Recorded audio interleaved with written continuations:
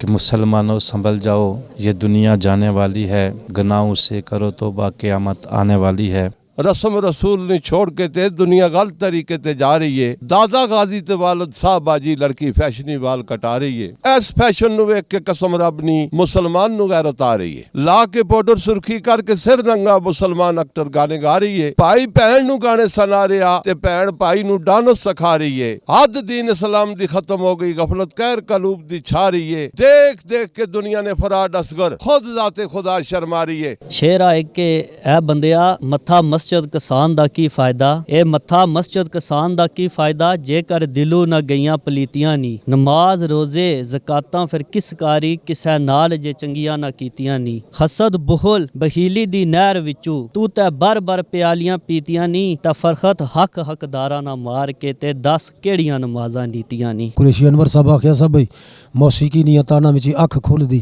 लता माला नु सुनदे ही सौ जांदे। खाल खाल कोई हाफिज़ कुरान दे सन बोते गाने आंदे हाफिज़ हो जांदे। आवी जावी कबूतरा खत लैके ऐसी लुच्चर कलामी विच खो जांदे। नहीं अजान दी करदे परवा अनवर गाना फिल्म दा सुन के खलो जांदे। तेरे कामल ईमान दी शर्त को उब्बे नबी दे जज्बे बेदार कर ले। ना अगियार संग प्यार दियां पापीआं, सच्चे नबी नाल सच्चा प्यार कर ले। ते जीना हक वास्ते, मरना हक वास्ते, अपने आप नाल कौल इकरार कर ले।